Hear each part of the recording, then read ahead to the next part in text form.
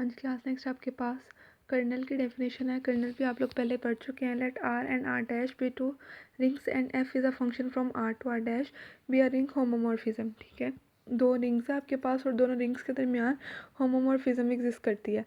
अब आपको पता है कर्नल जो है वो सेट होता है जिसके अंदर कौन से एलिमेंट्स आते हैं जो कि आपके पास आर डैश के जीरो एलिमेंट पर मैप हो रहे होते हैं। ठीक है, the set of those elements of R which are mapped onto the additive identity 0 dash of r dash is called the kernel of R and is denoted by this. ठीक है, आपको पता है कौन से कर्नल के अंदर elements होते हैं। इस रिंग आर के वो एलिमेंट्स जो कि आर डैश की एडिटिव आइडेंटिटी पर जाकर मैप होते हैं, उन सारे एलिमेंट्स को हम कर्नल ऑफ एफ के सेट में लिख देते हैं। ठीक हो गया। नेक्स्ट आपके पास है बेटा क्वेश्चन रिंग।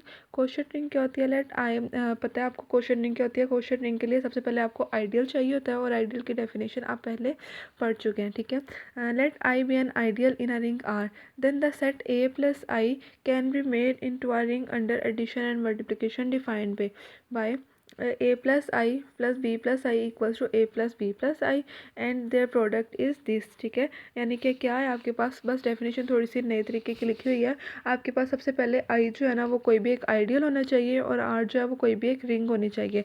तो जब आप इसकी एक R ओवर I बना लेते हैं, इस टाइप की रिंग, एक क्वेश्चन रिंग या डिफरेंस रिंग इनको बोलते हैं या फैक्टर रिंग बोलते हैं। 3-4 नाम है इसके, क्वेश्चन रिंग, फैक्टर रिंग या फिर डिफरेंस रिंग। ठीक है, आर ओवर आई जो है वो आपके पास एक रिंग बन जाती है और इसके अंदर एलिमेंट्स किस तरह के होते हैं? इसके अंदर एलिमेंट्स होते हैं आर के, हम एलिमेंट्स ले लेते हैं और उसके अंदर आई को, कैपिटल आई पूरे के पूरे सेट को ऐड करवा कर ये जो नए एलिमेंट्स बनते हैं ये आपके पास जो है वो उसमें क्वेश्चन रिंग के अंदर एलिमेंट्स आ रहे होते हैं। ठीक है, तो क्वेश्चन रिंग के अंदर एलिमेंट्स किस तरह के आ गए? ए प्लस आई की फॉर्म में आ गए। ठीक है, और एडिशन जो है वो इसकी किस तरह से होती है? जब हम इस सेट के दो एलिमेंट्स को ऐड करते हैं, ए प्लस आई और बी प्लस आई जो कि एस एलिमेंट हैं, इनको ऐड करते हैं तो इनके जो रिंग के एलिमेंट्स हैं वो ऐड हो जाते हैं और आई को हम ऐसे लिख सकते हैं। ठीक है, यानी कि ये जो आपने को सेट्स में के एडिशन और मल्टीप्लिकेशन पढ़ी है सेम ऐसे।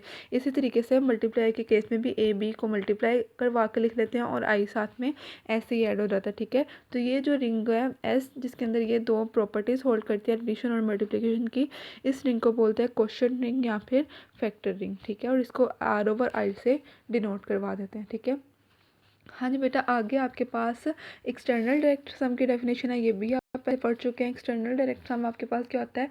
Late R one and R two be two rings and R equals to R one cross R two, then R is a ring under multiplication and addition defined by this and this. ठीक है, यानी कि अगर आपके पास दो rings R one और R two हैं, उनके कार्टेशियन प्रोडक्ट से जो नई रिंग बनती है वो रिंग आपके पास आर वन और आर टू का एक्सटर्नल डायरेक्ट सम होती है। ठीक है, और इनको ऐड कैसे करते हैं? आपने आर वन और मतलब कि इन एलिमेंट्स में एडिशन और मल्टीप्लिकेशन किस तरह से डिफाइंड होती है?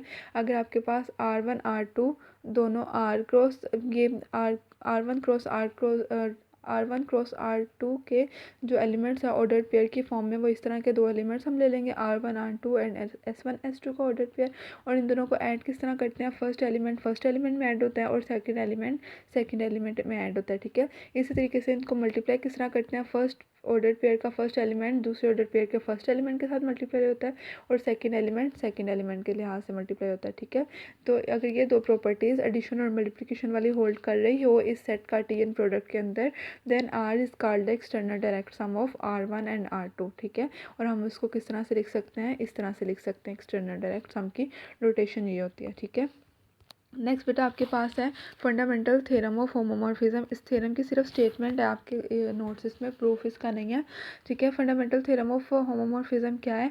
Let R and R dash be two rings and phi is from R to R dash be a homomorphism. ठीक है, from R into R dash, then R over kernel of phi equal is isomorphic to image of phi which is equal to phi of R. ठीक है, यानी कि अगर आपके पास phi जो है वो आर से आर डैश तक एक होमोमॉर्फिज्म है, तो अगर आर और कर्नल ऑफ फाई का अगर हम फैक्टर रिंग बनाएंगे R over kernel of phi की, तो वो आपके पास आइसोमॉर्फिक आ जाएगी इमेज ऑफ फाई के, या इमेज ऑफ फाई के को हम इस तरह से भी डिनोट कर सकते हैं फाई ऑफ आर के साथ भी। ठीक है, दोनों तरीक़ों से इसको लिखा हुआ है।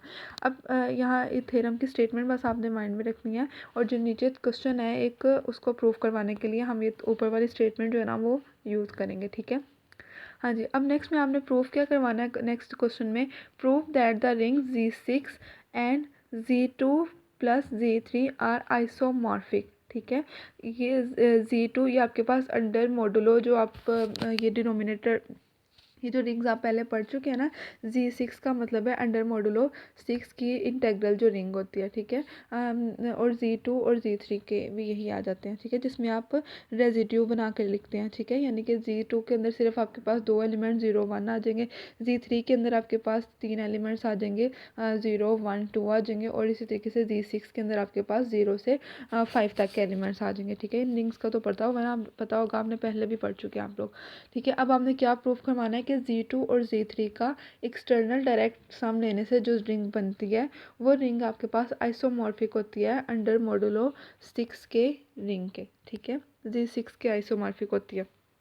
हाँ जी, अब कैसे देखें यहाँ पर ना, इसको आइसोमॉर्फिक प्रूफ करवाने के लिए मतलब थोड़े से डिफरेंट तरीके से इसको आइसोमॉर्फिक प्रूफ करवाया हुआ हमने सबसे पहले तो आप Z6 डिफाइन कर लेंगे। Z6 आपको पता है क्या होता है, Z6 आपके पास Z ओवर Z के आइसोमॉर्फिक होता है। ये सारी चीज़ें जो है ना, ये आप लोग उसमें पढ़ चुके हैं, पिछले रिंग जो मतलब जो पहले रिंग आपने पढ़ी है ना, उसमें पढ़ चुके हैं आप लोग।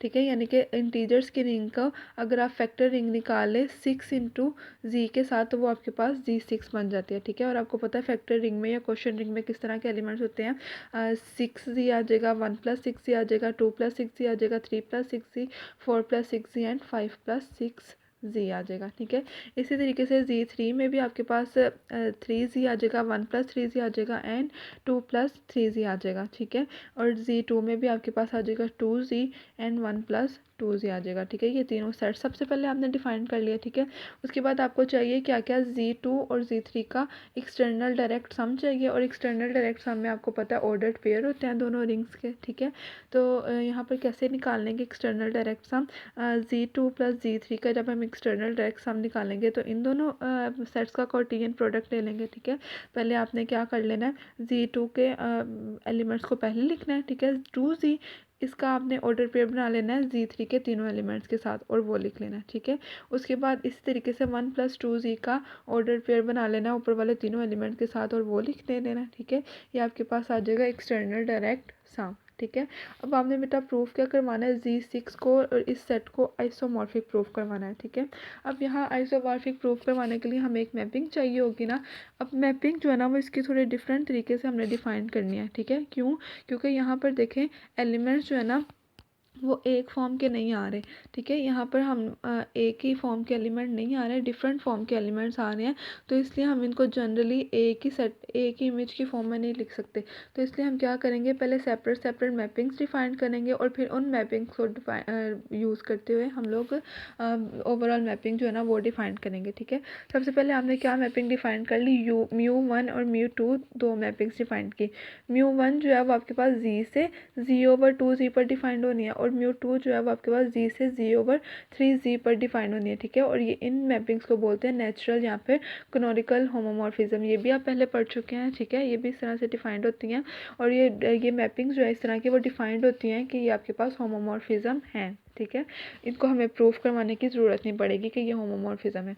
ठीक है, ये डिफाइंड होती हैं, इनको बोलते हैं नेचुरल होमोमॉर्फिज्म है। ठीक है, अच्छा कैसे डिफाइन करेंगे, आपके पास μ1 जो है वो आपके पास Z से Z ओवर 2Z पर डिफाइंड हो रही है, तो Z के अंदर n एलिमेंट, Z के अंदर के एलिमेंट्स को n से डिनोट किया हुआ है, और Z ओवर 2Z के एलिमेंट्स को आपने n प्लस 2Z से डिनोट कर देना है। ठीक है, आपको पता है ना क्वेश्चन रिंग के अंदर जो है वो इस तरीके के एलिमेंट होते हैं, इस फॉर्म के एलिमेंट्स होते हैं, तो इसलिए μ1 ऑफ n आपके पास आ जाएगा n प्लस 2Z के इक्वल, और जबकि μ2 ऑफ n आपके पास इक्वल आ जाएगा n प्लस 3Z के इक्वल। ठीक है, ये दो मैपिंग्स जो है ना वो हमने डिफाइन करनी। उसके बाद बेटा जो आपने आइसोमॉर्फिज्म प्रूफ करवाने के लिए आपके पास आपको मैपिंग चाहिए ना इनके एक्सटर्नल डायरेक्ट सम के ऊपर, तो इसलिए यहाँ पर देखें सेपरेट सेपरेट के लिए आपने डिफाइन कर ली ना दो मैपिंग्स μ1 और μ2।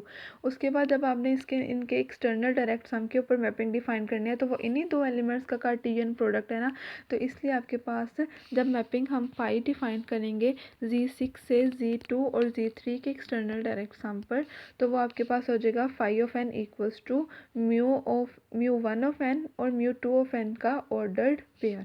ठीक है, आप देखें पीछे इसी तरीके के एलिमेंट्स है ना, म्यू 1 और म्यू 2 के जो हमने डिफाइन किए हैं इमेजेस, उन्हीं का कार्टेशियन प्रोडक्ट है, उन्हीं के ऑर्डर्ड पेयर है। ठीक है, एक एलिमेंट आपके पास म्यू 1 का है तो दूसरा एलिमेंट आपके पास म्यू 2 का है।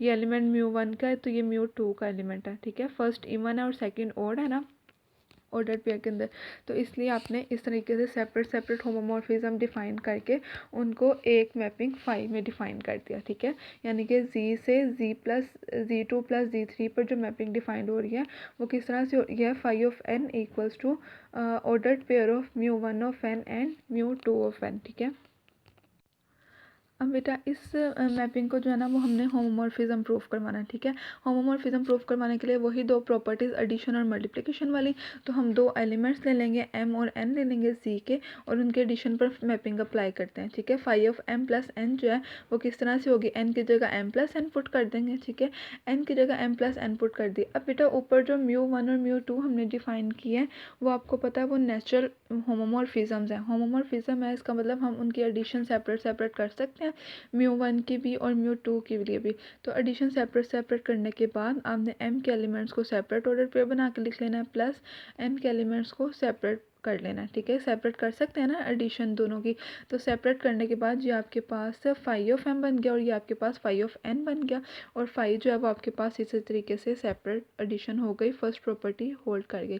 इसी तरीके से सेम यही चीज़ प्रोडक्ट के लिए है, क्योंकि म्यू 1 और म्यू 2 दोनों होमोमॉर्फिज्म है तो हम इनका प्रोडक्ट भी अलग-अलग कर सकते हैं।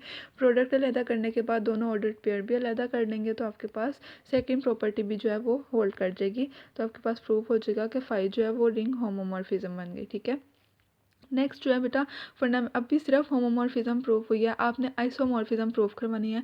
ठीक है, आइसोमॉर्फिज्म कैसे प्रूफ करवाएंगे, अब यहाँ पर हमने जो फंडामेंटल थ्योरम ऑफ होमोमॉर्फिज्म पीछे पढ़ा है उसको यूज़ करेंगे कि G over kernel of phi equal होता है आपके आइसोमॉर्फिक होता है आपके पास इमेज ऑफ फाई के। ठीक है, तो अगर आपने क्या शो करना है कि जी कर्नल ऑफ फाई को आप 6c के इक्वल शो कर देंगे और इमेज ऑफ फाई को आप इसके इक्वल शो कर देंगे Z2 + Z3 के इक्वल। ठीक है, हाँ जी, now we show that kernel of phi equals to 6c। अब सबसे पहले देखिए कर्नल ऑफ फाई को 6c के इक्वल शो करते हैं। कर्नल ऑफ फाई में आपको पता है वो वाले एलिमेंट्स होते हैं जो कि आपके पास 0 पे मैप होते हैं। 0 पे मैप होने का मतलब 0 ऑर्डर्ड पेयर पे मैप हो जाएंगे। ठीक है, 0 0 यानी कि 2z और 3z, आपको पता है ना 0 यानी कि एडिटिव आइडेंटिटी पर मैप होते हैं, तो उसकी Z2 की एडिटिव आइडेंटिटी 2z आपके पास, और Z3 की एडिटिव आइडेंटिटी जो है वो आपके पास 3z के इक्वल है। तो हम इसको 0 0 को इस तरह से लिख सकते हैं। उसके बाद फाई ऑफ n की जगह हम उसको वैल्यू पुट कर देंगे n + 2z and n + 3z। जब हम इनको इक्वेट करेंगे यहाँ पर तो ये दो को सेट्स जो हैं वो इक्वल आ गए। इसका मतलब को सेट्स की डेफिनेशन के अकॉर्डिंग n जो है वो 2z को भी बिलोंग करता है और n जो है वो 3z को भी बिलोंग करता है। 2z और 3z को बिलोंग करता है तो इनके प्रोडक्ट वाले रिंग को भी बिलोंग करता होगा, 2 × 3 6z को भी बिलोंग करता होगा। तो आपके पास प्रूफ हो जाएगा कि कर्नल ऑफ फाई जो है वो आपके पास 6z के ही एलिमेंट्स हैं। ठीक है, फर्स्ट प्रॉपर्टी होल्ड हो गई, यानी इक्वेशन 1 जो है वो अब इस तरह से बन जाएगी। ठीक है, अब सेकंड क्या रहेगी, आपने यहाँ इमेज ऑफ फाई को Z2 + Z3 के इक्वल लेके आना है। ठीक है, अब बेटा हमने जो फाई डिफाइन की थी वो Z2 और Z3 के एक्सटर्नल डायरेक्ट सम पर ही डिफाइन की थी ना, तो इमेज जो है वो इसी सेट के अंदर आ रहे होंगे, इमेज का सेट जो है वो इसी सेट का सबसेट होगा। ठीक है, अच्छा, इसी सेट का सबसेट होगा। अब आपको पता है कि इसके अंदर जो है ना वो 6 एलिमेंट है, Z/Z6 के अंदर 6 एलिमेंट है, तो इमेज ऑफ फाई के अंदर भी 6 एलिमेंट ही होंगे क्योंकि दोनों आइसोमॉर्फिक हैं और आइसोमॉर्फिज्म में आपको पता है सेम प्रॉपर्टीज होल्ड करती हैं। अगर एक सेट के नंबर ऑफ एलिमेंट और दूसरे सेट के नंबर ऑफ एलिमेंट जो है ना वो दोनों इक्वल होते हैं, तो अगर फर्स्ट इसके अंदर 6 एलिमेंट्स आ रहे हैं तो आपके पास इमेज ऑफ फाई में भी 6 एलिमेंट्स ही होंगे। ठीक है, 6 एलिमेंट्स ही होंगे और आपको पता है Z2 और Z3 के एक्सटर्नल डायरेक्ट सम में भी 6 एलिमेंट्स हैं। अब दोनों ये इमेज ऑफ फाई पहले तो उसके अंदर कंटेन कर रहा था और दोनों के नंबर ऑफ एलिमेंट्स भी सेम हो गए, इसका मतलब दोनों सेट इक्वल हो जाएंगे। तो यहाँ इक्वेशन नंबर 2 में पुट करने के बाद आपके पास थ्योरम जो है वो आपका प्रूव हो जाएगा। ठीक है, आज के लिए इतना काफ़ी है, नेक्स्ट हम फिर कल करेंगे।